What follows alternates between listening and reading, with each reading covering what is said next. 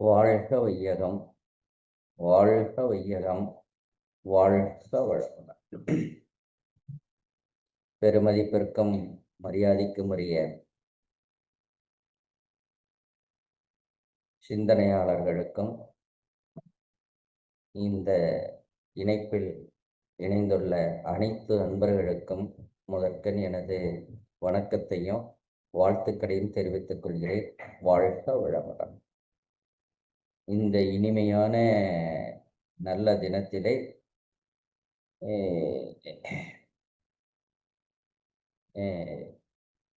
மனிதனும் இறைவனும் என்ற தலைப்பில் சிந்தனையை, ஆராய்ச்சியை நாம் மேற்கொள்ளவிருக்கின்றோம். ஆசான் அருட்தந்தை அவர்களே இது சுக்கமமாக இருந்து இந்த மேன்மையான ஆராய்ச்சியை நம் அனைவருக்கும் உணர்த்துவாராகுக. வாழ்க வையகம், வாழ்க வையகம், வாழ்க வளமுடன். உண்மையிலே இன்னைக்கு நாம் எடுத்துக்கொண்ட தலைப்பு மனிதனும் இறைவனும். இப்போ அங்கு தமிழ்ல வந்துட்டு 2 இடத்துலையும் நூ போட்டு இம் போட்டிருக்கிறோம், தனித்தனியா இல்லை. பொதுவாக இறைவன் மனிதனையும் தெய்வத்தையும் இணைக்கிறதுக்கு மனிதன் தெய்வமாகலாம்,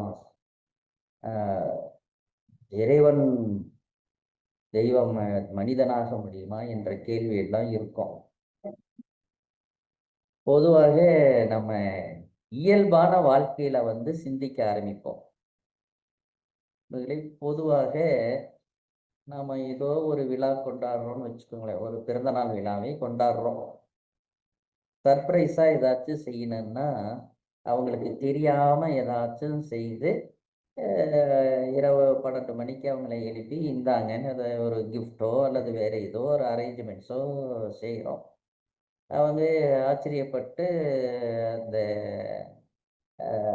அன்பளிப்பு இதெல்லாம் அங்கீகரிக்கும் பொழுது அப்படியே ஒவ்வொருத்தரையா பார்ப்பாங்க. பார்க்குறப்போ கடைசியா நீயுமா, அவனும் சேர்ந்துக்கிட்டானா என்று ஒரு வார்த்தை சொல்லுவோம். அப்போ அந்த இடத்துல தான் நோ போட்டு இம் சேருவோம். அதாவது நமக்கு நாம யார் யாரெல்லாம் இதுல இருக்க மாட்டாங்க என்று நினைச்சிருந்தோமோ அதை தாண்டி ஒருத்தன் இதுல இணைஞ்சிருக்கிறான், அதுவும் நமக்கு பரிச்சயமானவன், தெரிஞ்சவன், கூடவே இருந்து செயல் செய்து கொண்டிருந்தவன், ஒண்ணுமே தெரியாத மாதிரி அவன் கூட இணைஞ்சு இருந்து இருக்கிறப்போ நீயுமா, அவனும் சேர்ந்துக்கிட்டானா என்று ஒரு ஆச்சரியக்குறியோடு நாம அந்த விழாவில் பார்த்து கொண்டாடுவோம். உண்மையிலே இப்போ அப்படிதான் இந்த 2 வார்த்தைக்கும் அர்த்தம் எடுத்துக்கணும். ஏன்னா இறைவனை விட்டுருவோம், முதல்ல மனிதனை பார்ப்போம். உண்மையிலே மனிதன் எப்படி தோன்றினான் என்று நாம் ஒன்றும் சிந்திச்சு ஆராய்ந்து பார்த்து எடுத்துக்கொள்ள வேண்டிய அவசியம் இல்லை. ஏன்னா இன்னைக்கு நிறைய சிந்தனையாளர்கள், ஆராய்ச்சியாளர்கள் மனிதன் இப்படி தான் வந்தான் என்ற நிரூபித்திருக்கிறாங்க. இப்போ நமக்கு என்ன பிரச்சனைனா, இறைவன் மனிதனானா மனிதன் இறைவனாகணுமா? அதுதான் அந்த வார்த்தையில தொக்கி நிற்கக்கூடிய ஒரு கேள்வி. உண்மையிலே இறைவனை விட்டுருவான், அவன் தான் எல்லாமாக இருக்கிறான், எங்கேயும் இருக்கிறான், தூணில இருக்கிறான், துரும்பலும் இருக்கிறான் அப்படின்னு எல்லாம் சொல்றாங்க. எப்பொருளிலேயும் யார் ஒருவன் என்னை காண வல்லானோ அவனை பற்றி நான் விலகுவதில்லை அப்படின்னு எல்லாம் சொல்றாங்க. அது உண்மையா பொய்யா தெரிஞ்சுக்க முடியல. ஆனா அதை தெரிந்து கொள்ளக்கூடியவன் தான் மனிதன். என்பதில் இந்த இடத்துல ஒரு முக்கியமான ஒரு கருத்தை நீங்க நன்றாக தெரிந்து கொள்ள வேண்டும். என்னன்னா, இறைவனை விட மனிதன் உயர்வானவன், சிறப்பானவன். இப்ப இந்த இடத்துல இறைவனுக்கு ஒரு குறை இருக்கிறதா என்று பார்த்தா ஆமா. ஏன்னு கேளுங்க. தான் இப்படியெல்லாம் இருக்கிறோன்னு தன்னைத்தானே தெரிஞ்சுக்க முடியுமான்னா, இறைவனால தெரிஞ்சுக்க முடியாது. அது மனிதனா வந்தா மட்டும்தான் தெரிஞ்சு கொள்ள முடியும். இல்லை நம்ம மனிதனா எப்படி வந்தோம்? நம்ம மன்றங்கள்ல நிறைய விஷயங்கள தெரிஞ்சு வச்சிருக்கிறோம். அது பிரகாரம் பார்த்தா இறைநிலை அப்படியே அணுவாகி, அணுக்கள் கூடி, பஞ்சபூதங்களாகி உயிரினங்களாக வந்ததாக உயிரின தன்மாற்றம் அப்படின்னெல்லாம் நாம கேள்விப்பட்டிருக்கிறோம், படிச்சிருப்போம் எல்லாம். அத வச்சுக்கங்க. பஞ்சபூதங்கள் ஆச்சு. பஞ்சபூதங்கள்ல இருந்து அது ஒன்று சேர்ந்து பஞ்சபூதங்களாக இருக்கிற வரைக்கும் தனித்தனி இயக்கம் தான். ஆனா, அது ஒன்று சேரும் பொழுது அளவோடும், முறையோடும், ஒடுங்கோடும் சேரும் பொழுதுதான் அது ஜீவனாக பரிணமிக்கிறது. அப்படி ஜீவனாக ஓரறிவு முதல் ஆறறிவு வரைக்கும் வந்தாச்சு. மனிதனாயிட்டோம். அ ஆரம்பத்துல நாம மனிதனா எங்க இருந்தோம்? காட்டுல தான் இருந்தோம். விலங்கினங்களோட விலங்கினங்களாக ஒன்றாக இருந்தோம். அ அங்கு இருந்து அப்படியே படிப்படியாக வளர்ச்சி அடைந்து, இயற்கையை பார்த்து, அ சிந்தித்து, ஆராய்ந்து பார்த்து, அ இயற்கையோடு இசைந்து நின்று, அ என்ன, ஏன், எப்படி, எவ்வாறு என்ற கேள்விகளை எல்லாம் கேட்டு, தனக்குள்ளேயே கேட்டு கேட்டு, அ ஒவ்வொன்னாக வளர்ச்சி அடைந்து தான் இன்னைக்கு விலங்கினத்தில இருந்து கம்ப்யூட்டர் வரைக்கும் நாம உயர்ந்து வந்த இடத்துல, அ எங்கேயாச்சும் இறைவன் இருக்கிறானான்னு பாருங்க. மனிதன் தான் இருப்பான். அப்போ மனிதன் மனிதனாக வந்த பிறகுதான் அவனுகிட்ட 2 சிந்தனை, ஆராய்ச்சி, செயல்திறமை. இந்த 3ம் அ மனிதன்கிட்ட தான் அதிகமாக இருக்குது. அ விலங்கினங்கள்ல போய் பார்க்கிறப்போ, அது பிறந்தது, வளர்ந்தது, வாழுது. அ எ இயற்கை காலம் முடிந்த உடனே அது தன் வாழ்க்கையை முடித்துக் கொள்கிறது. ஆனால் மனிதன் அப்படி இல்ல. தான் இறந்துட்டா கூட, அடுத்தது என்ன ஆயிருப்போம் என்று சிந்திக்கக்கூடிய அளவுக்கு மனிதனிடையே சிந்தனை ஆற்றல் என்று ஒன்று இருக்கிறது. அதை ஆராய்ந்து பார்த்தோம். உடலை விட்டு உயிர் வெளியேறிவிட்டாலும், அது எங்க போகும்? என்னவாகும்? எப்படியாகும்? எவ்வாறெல்லாம் இருக்கும் என்று நிரூபிக்கக்கூடிய அளவுக்கு மனிதன் கிட்ட ஒரு ஆற்றல் இருக்கிறது என்று சொன்னால், இறைவன் உயர்ந்தவனா? மனிதன் உயர்ந்தவனா என்று சிந்திச்சு பார். நண்பர்களே, ஆகவே மனிதனை எடுத்து பாருங்க. மனிதன் இன்னைக்கு இறைவனை நோக்கி ஓடிக்கொண்டிருக்கிறான். ஆனா, அ அவன போய் தேடுறோம். கோயில் குளத்துக்கு போறோம். வழிபாடு பண்றோம். பாசுரங்கள் படிக்கிறோம். மந்திரங்கள் ஜெபிக்கிறோம். என்னென்னமோ பண்றோம். ஆனா, இறைவன் காட்சி கொடுத்தானா? இறைவன் அருள்வாழித்தானா என்று நம்மளால நம்ப முடியல, எடுத்துக்க முடியல, நிரூபிக்கவும் முடியல. ஆனா, இந்த மனிதனுக்கு மட்டுமே வாழ்க்கையில மிக மிக முக்கியமானது சிந்தனையும், ஆராய்ச்சியும். நாம பஞ்சபூதமா இருக்கிறப்போ, அ அதிலிருந்து பரிணமித்து உயிரினங்களாக நாம 5 அறிவு வரைக்கும் வந்த பிறகோ, நாம அ விவசாயம் செய்யல, அ இது வீடு கட்டல, அ இயந்திரங்கள் செய்யல, மின்சாரம் கண்டுபிடிக்கல, அ எ இன்னைக்கு இருக்கக்கூடிய வாழ்க்கை வளங்கள் எதையும் 5 அறிவா இருக்கிற வரைக்கும் கண்டுபிடிக்கல. ஆனால் 6 அறிவாக இருந்த வரைக்கும், 6 அறிவா வந்த பிறகுதான் இத்தனை கண்டுபிடிப்புகளும். அப்ப இத்தனை கண்டுபிடிப்புகளும் 5 அறிவிலேயே இருக்கும் பொழுதே நம்மகிட்ட இருந்திருக்கு.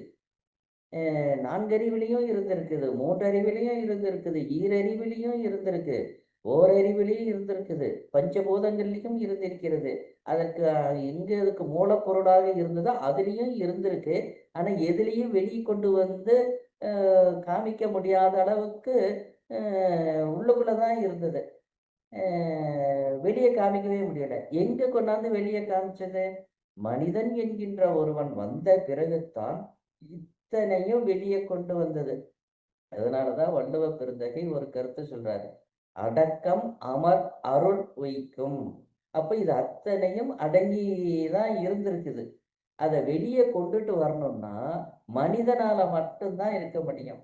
அப்ப மனிதனால கொண்டு வந்துச்சுன்னா அது உடலால கொண்டு வந்ததா, உயிரால கொண்டு வந்ததா, மனதால கொண்டு வந்ததா என்று சிந்தனையும் ஆராய்ச்சியும் எடுத்துக்கொள்ளணுமே தவிர, நீங்க இதை விட்டுட்டு போய் இறைவன் கிட்ட போய் நான் ஒண்ணு கேட்டு வாங்கிட்டு வரேன் அப்படின்னு சொல்லி போனா, இதுவரைக்கும் இறைவனை பத்தி சொன்னவங்க ஒண்ணும் இல்லாதவன், எங்கும் நிறைந்தவன்,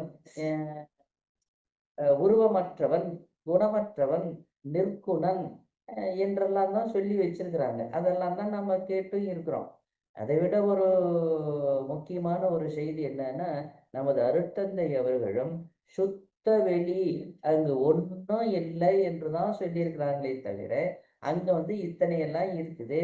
நீங்க சுத்த வெளி துரியாதீனத்துல போய் தவம் செய்து சுத்த வெளியில போய் இதை வாங்கிட்டு வாங்க அப்படின்னு எல்லாம் சொல்லவே இல்லை. அப்ப சுத்தவெளி இறைவன் என்கின்ற இடத்துல ஒண்ணும் இருக்காது.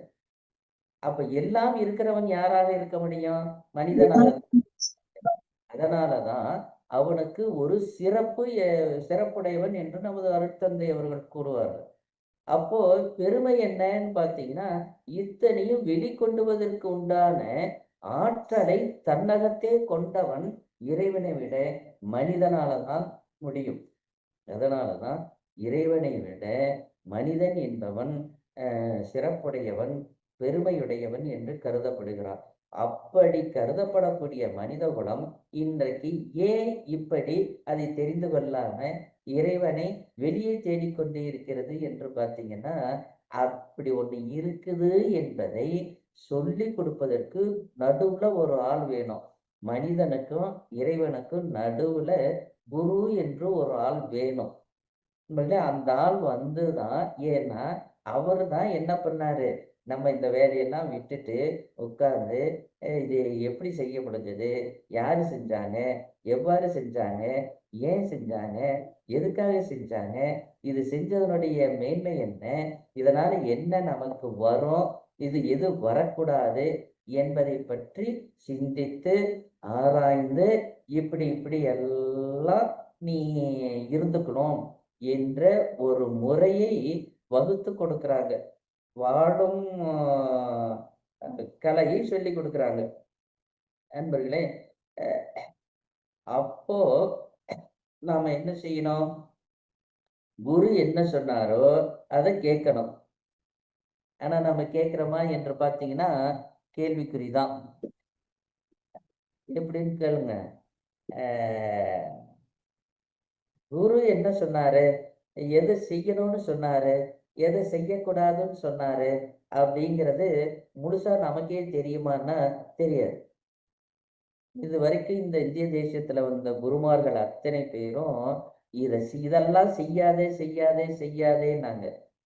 ஆனா நாம ஏதாச்சும் செய்யாம இருந்திருக்கிறோமா என்ற சிந்தனைக்கு ஆராய்ச்சிக்கு எடுத்துக்கொண்டு பார்த்தீங்கன்னா ஒண்ணுமே இருக்காது. எல்லாம் செஞ்சுக்கிட்டே இருப்போம், அதை கேட்டுக்கிட்டே இருந்திருப்போம். அதனாலதான் நம்ம கிட்ட இருக்கக்கூடிய இறை ஆற்றல் என்கின்ற ஒன்று நமக்கு முழுமையாக வெளியே தெரியாமல் மறைந்து கொண்டு இருக்கிறது என்று சொன்னால் அது மிகையாகாது. நண்பர்களே, முதல்ல என்கிட்ட என்ன இருக்குது என்று பார்த்தாதான் மனிதன் என்பவன் தவறுகள் செய்ய மாட்டான். ஆனா மனிதன் என்பவன் தவறுகள் செய்வதற்காகவே பிறந்தவன் என்கின்ற ஒரு நிலை என்பது இன்னைக்கு வந்துவிட்டது. திருமூலர் ஒரு கவியில ஒரு வார்த்தை சொல்றார், கண்காணி இல்லை என்று கள்ளம் பல செய்வார். இப்ப நாம அப்படித்தானே செஞ்சுக்கிட்டு இருக்கிறோம். என்னை பார்த்து கொண்டு இருக்கிறவன் யாரும் இல்லை, அதனால நான் என்ன வேணாலும் செய்யலாம் என்றுதான் நாம இப்ப செய்து கொண்டு இருக்கிறோம். ஆனா அடுத்த வரியில ஒண்ணு செய்வார், கண்காணி இல்லா இடமில்லை காணுங்கால். அப்போ நான் வந்துட்டு என்னை சுத்தி நான் பார்க்க தெரியணும், என்னை சுத்தியும் பார்க்க தெரியணும், நான் செய்யக்கூடிய செயல் சரிதானா, யாராச்சும் பார்த்து கொண்டிருக்கிறார்களா என்பதை காணுங்கால். அப்படி பார்க்க தெரிஞ்சதுன்னா கண்காணியாக கலந்தெங்கும் நின்றானை நாம யாரும் இல்லைன்னு சொல்லி நினைச்சுக்கிட்டு இருக்கிறோம் பாருங்க, அவன் எங்கெங்கெல்லாம் எதுக்குள்ள எல்லாம் எப்படியெல்லாம் கலந்து நின்று கொண்டிருக்கிறான் என்பதை கண்காணி கண்டார்களை ஒழித்தாரே என்று ஒரு கவியில சொல்லுவார். நாம எல்லாம் என்ன நினைச்சுக்கிட்டு இருக்கிறோம்? நாம செய்யக்கூடிய நல்லதோ தப்போ யாருக்கும் தெரியாதுன்னு நினைச்சுக்கிட்டு இருக்கிறோம். ஆனா யாரோ ஒருத்தன் பார்த்து கொண்டிருக்கிறான் என்று தெரிந்தது என்று சொன்னால் நாம் தவறு செய்வோமா? அட்லீஸ்ட் பயப்பட நாச்சும் செய்யும். நண்பர்களே, அப்போ நம்மளை சுற்றி ஒரு ஆளு கவனித்துக் கொண்டிருக்கிறார். அது எதுவாக இருக்க முடியும் என்று சொன்னீங்கன்னா, அப்போதான் அதை கண்டுபிடிக்கணும்னா வெளியில தேடக்கூடாது. நமக்குள்ள போகணும். ஏன்னா செயல் செய்யறவன் யாரு? நாம தான். யாராச்சும் பார்க்கிறானா என்று கவனிக்க வேண்டியவன் யாரு? நான் தான். அப்போ நான் தானே என்ன பார்க்கணும். அப்ப எனக்குள்ள யாராக இருக்க முடியும் என்று பார்த்தீங்கன்னா, உண்மையிலே பஞ்சபூதங்களை தாண்டி நமக்குள்ள உயிர் என்ற ஒன்று இருக்கிறது. அந்த உயிர் என்கின்ற இடத்திற்கிட்ட நீங்க போகாம யாரை பார்க்க முடியாதுங்க. நம்ம கிட்ட இருக்கக்கூடிய நிலை என்ன என்பதை யாராலும் கணிக்க முடியாது. ஆனா அதுகிட்ட நீங்க போயிட்டீங்க என்று சொன்னீங்கன்னா, அது அதுதான் எல்லாமாகவும் இருக்கிறது. எங்குமாக இருக்கிறது. எனக்குள்ளேயும் அதுவாக இருக்கிறது என்கின்ற ஒரு உயர்ந்த தன்மையை மனிதன் தெரிந்து கொள்வான். தெரிந்து கொண்டா மட்டும் பத்தாது. நண்பர்களே, அது எதை வைத்துக்கொண்டு இத்தனையுமாக மாறுது மாறிச்சு என்று பார்த்தீங்கன்னா, அதுகிட்ட இப்போ ஒரு இயந்திரமோ அல்லது ஏதோ ஒண்ணு செய்யணும்னா, அதுக்கு ஒரு ரா மெட்டீரியல் வேணும். மூலப்பொருள் ஒண்ணு வேணும். அந்த மூலப்பொருளை செய்வதற்கு உண்டான வழிமுறைகள் ஒண்ணு வேணும். அந்த மூலப்பொருள்னால என்ன மேன்மை அடைய முடியும் என்பதை பற்றியெல்லாம் ஆஃப்டர் ஆல் நம்ம போய் ஒரு மிக்ஸி கிரைண்டர் வாங்கினா கூட ஒரு மேனுவல் கொடுக்குறோம். இதை இப்படி பயன்படுத்தணும். இதுல என்னென்னதெல்லாம் செய்து வச்சிருக்கப்பட்டிருக்கிறது அப்படின்னு எல்லாம் லிஸ்ட் கொடுக்குறாங்க பாருங்க. நண்பர்களே, அது போல ஒரு லிஸ்ட் நமக்குள்ள நம்ம தயார்படணும். நான் என்பது என்ன? நான் எதுக்காக இருக்கிறேன்? என்கிட்ட உயிர் இருக்குதா? இருக்குது. அது எதுக்காக என்கிட்ட இருக்குது? ஏன் இருக்குது? எப்படி இருக்குது? எங்க இருக்குது? எவ்வாறு இருக்குது? இது என்கிட்ட இருக்க வேண்டிய அவசியம் என்ன? என்கின்ற ஆராய்ச்சி என்பது மனிதனுக்கு எப்பொழுதும் இருந்து கொண்டே இருக்கணும்.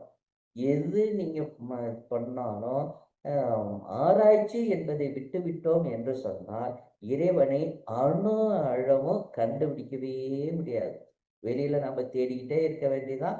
அவன் வேடிக்கை பார்த்துக்கிட்டே இருக்க வேண்டியதுதான். நாம இறைவன் இல்லை என்று வருத்தப்பட்டு கொண்டே இருக்க வேண்டியதுதான். அப்படி ஆராய்ச்சியோட உங்களை பார்த்து கொண்டே இருந்தீர்களேயானால், அவன் நான் எதுல, எப்படி, எவ்வாறு, எங்கே, எவ்வாறெல்லாம் இருக்கிறேன் என்று க்ஷணத்துக்கு க்ஷணம் உங்களுக்கு காமித்துக் கொண்டே இருப்பான். தெரிவித்துக் கொண்டே இருப்பான். அதே போல நான் இதனால என்ன மாதிரி விளைவுகள் வருகிறது என்பதையும் உணர்த்தி கொண்டே இருப்பான்.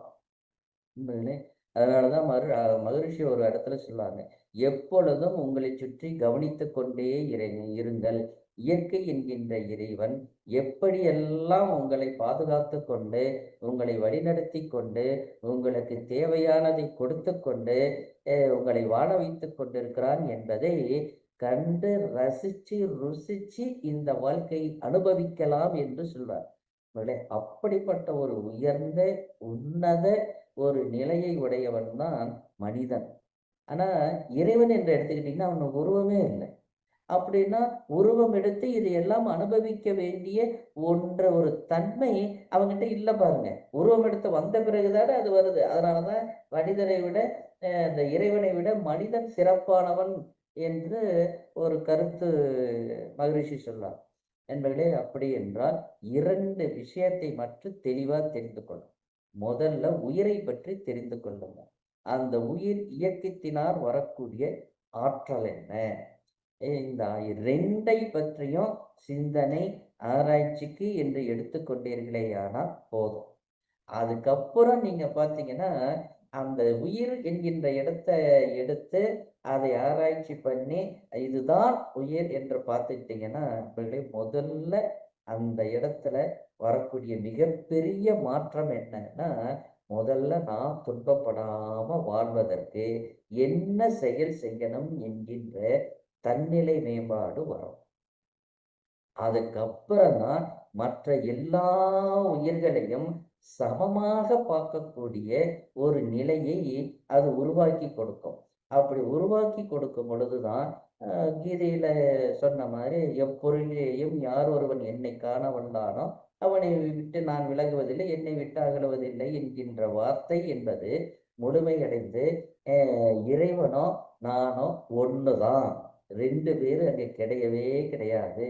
ஒன்னாக இருக்கிறார், ஒன்றாக இருக்கிறார், ஒருவனாகவே இருக்கிறார், ஒருவனாகவே இருக்கிறோம் என்கின்ற ஒரு தன்மை மனிதனுக்கு அறிவுபூர்வமாக வரும் என்பதை இதை உணர்ந்து கொள்வதற்கும், தெரிந்து கொள்வதற்கும், புரிந்து கொள்வதற்கும், அனுபவிக்கிறவர்களுக்கும் நமது இந்திய தேசத்துல நிறைய பேர் இருந்தாலும் அது எப்படி சொல்லிக் கொடுத்தாங்க? ஆராய்ச்சி, யோகம் என்கின்ற 2 வழிமுறைகளிலே தான் சொல்லிக் கொடுத்தாங்க. யோகம் என்று சொன்னால் இணைதல். ஒன்றோடு ஒன்று இணைந்து இருத்தல். ஆசன பயிற்சி செய்வதோ, உடற்பயிற்சி செய்வதோ அல்ல. இணைந்து ஒன்றோடு ஒன்று இணைந்து இருத்தல், சேர்ந்து இருத்தல், ஒத்து இருத்தல், உதவி இருத்தல் என்கின்ற ஒன்றை தான் யோகம் என்று சொல்லுவாங்க. அப்படி யோகத்து மூலியமாக ஆராய்ச்சி செய்து இதை கண்டுபிடிக்க வேணும். நான் இதை சொல்லி கொடுத்துட்டேன், இப்படி செஞ்சா அந்த இடத்த அடையலாம் என்று பல குருமார்கள் சொல்லி கொடுத்து பயிற்சிகள் நடக்கிறதே தவிர அந்த இடத்திற்கு போய் அதை அனுபவிக்க முடியுமா என்று பார்த்தீங்கன்னா இல்லை. ஆனா ஏன் இல்லாம போச்சுன்னா, ஒவ்வொருத்தருக்கும் இண்டிவிஜுவல் தனித்தன்மை என்று ஒன்று உண்டு. அந்த தனித்தன்மைக்கு போக வேண்டும் என்று சொன்னால் தன்னை தான் அறிய வேண்டும். அப்படின்னா தனக்கு வந்துட்டு என்ன கொடுக்கப்பட்டிருக்கிறது, எவ்வாறு இருக்கிறது என்னது தன்னை ஆராய்ச்சி செய்து கொள்ளணும். அப்படிப்பட்ட தன்னை ஆராய்ச்சி செய்து கொள்வதற்கு தான் நம்ம இயற்கை என்கின்ற இறைவன் ஒரு மிக உன்னதமான ஒரு குருவை ஒண்ணு அனுப்பிச்சாரு. அவரு படிக்கல, எந்த யூனிவர்சிட்டிலையும் போய் பட்டம் வாங்கல. ஆனா வந்தாங்க பாருங்க, ஸ்டெப் பை ஸ்டெப்பா அணு அணுவா நீ ஒவ்வொன்றையும் எப்படி செய்யணும், எவ்வாறு செய்யணும், எங்க செய்யணும், எதன் மூலியமாக செய்யணும், செஞ்சா நீ எந்த இடத்துக்கு போய் கண்டுபிடிப்ப. இது வரைக்கும் யோகாசன பயிற்சிகளை இத்தனை சொல்லிக் கொடுத்த மகான்கள் பெரியவங்கள் யாராச்சும் உடல் பஞ்சபூத கூட்டு என்று சொன்னாங்களே, ஆனா அது அணுவால சேர்க்கப்பட்டது, ஒட்டப்பட்டது, கட்டப்பட்டது, வேணுங்கிற சமயத்துல எடுத்துக்கொள்ளலாம், வேணுங்கிற சமயத்துல இணைத்துக் கொள்ளலாம் என்று சொல்லிக் கொடுத்த குருமார்கள் எத்தனை பேருன்னு என்று எடுத்து பாருங்க, இருக்கவே இருக்கு. அத வேதாத்திரி என்கின்ற ஒருத்தர் வந்துதான் உடல் என்பது அணுக்களால் நிறைந்தது, அந்த அணுக்கள் ஈர்த்து கவர்ந்து பிடித்து வைத்துக் கொண்டிருக்கிறது என்று ஒரு அணு என்கின்ற இடத்துக்கு கூட்டிட்டு போய் உங்களை விட்டு அதுக்கு மூலமாக இருக்கக்கூடிய உயிர் என்கின்ற ஒன்றை இருக்கிறது என்பதற்காக காயகற்பம் என்கின்ற ஒன்றை கொடுத்து உடல் என்பது அணுக்கோட்டம், உயிர் என்பது அந்த அந்த அணுக்கூட்டத்துக்கு மூலப்பொருள். அந்த மூலப்பொருள் எங்க இருந்து எப்படி வந்தது என்பதற்கு பரிணாம தத்துவத்தை சொல்லி கொடுத்து பின்னாடி கூட்டிகிட்டு போய் அதனுடைய மூலமான ஒன்றை காமிச்சு அங்க இருந்து இப்படி எல்லாம் வந்த நீங்க சும்மா வரல, அங்கங்க ஒன்ன வாங்கிட்டு வந்திருக்கிறீங்க.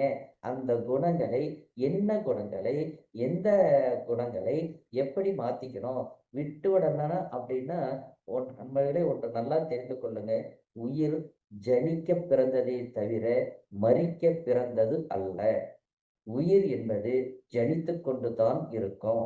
உயிர்கிட்ட ஒண்ணு கொடுத்துட்டீங்கன்னா அது உற்பத்தி ஆகி கொண்டுதான் இருக்கும். அதனாலதான் இந்த உயிர் என்கின்ற இடத்துக்குள்ள போய் உயிரில இருந்து வரக்கூடிய மனம் என்ற ஆற்றலிலே இருக்கக்கூடிய தன்மைகள், அந்த தன்மைகளை மாத்திக்கிங்க, கொஞ்சம் கொஞ்சமா மாத்திக்கிங்க. அப்படி மாத்திக்கொண்டே நீங்க வந்தீங்கன்னா அந்த எதுக்காக இந்த மாற்றத்தை கொடுத்தாங்க என்பதற்கு ஒண்ணு நல்லா தெரிந்து கொள்ளுங்க. இந்த ஆற்றல் என்பது தவறுகள் செய்யும் பொழுதோ, உடலுக்கோ, உயிரினுடைய இயக்கத்திற்கோ, அதனுடைய ஆற்றல் உற்பத்திக்கோ முரண்பட்ட செயல்கள் தான் இந்த 6 குணங்கள். இதனால என்ன ஆகுன்னா, இதனுடைய ஆற்றலுடைய தன்மையும், திணிவும் குறைஞ்சு போயிரும். அவ்வளோதான். அது கூடி கூட தான் உங்களுக்கு வந்துட்டு உடல்ல, மனதுல, வாழ்க்கையில இன்பம், அமைதி, மகிழ்ச்சி, பேரின்பம் என்பது வரும். உயிரினுடைய ஆற்றலினுடைய அழுத்தத்தை கூட்டினீங்கன்னா போருங்க, நீங்க இறைவனாக மாறிவிடலாம். இதுல வேற ஒரு கஷ்டமும் கிடையாது.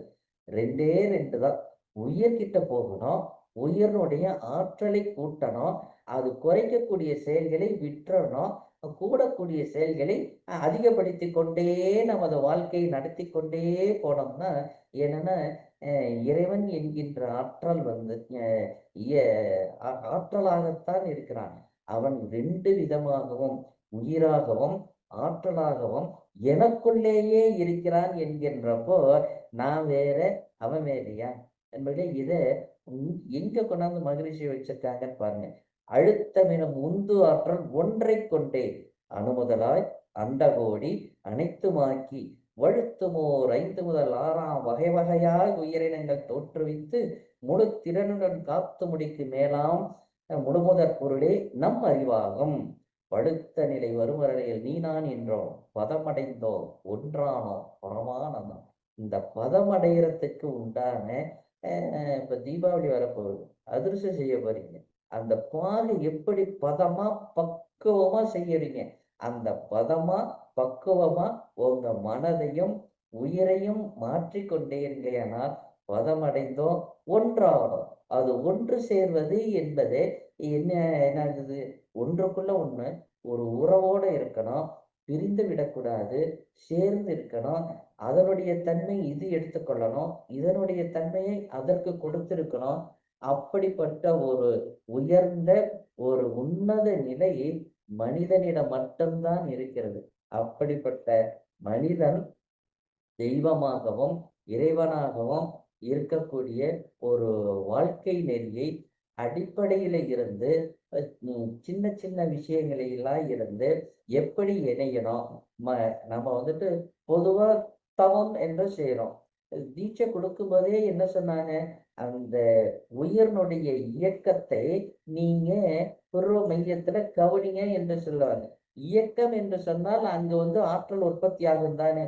அப்போ அந்த ஆற்றலை நீங்க உடல்ல உயிரை உணர்ந்து உணர்ந்து உணர்ந்து உயிர் ஆற்றலையும் அதிலிருந்து வரக்கூடிய காந்த ஆற்றலையும் திணிவாக, வலிமையாக, வல்லமையாக வைத்துக் கொள்ளும் பொழுது மனிதன் என்பவன் இறைவனாகவே காட்சி தருவான். இறைவனுக்கும் மனிதனுக்கும் வேறு எந்த விதமான வேறுபாடும் இல்லை என்கின்ற அளவுக்கு நம்மால வாழ முடியும்.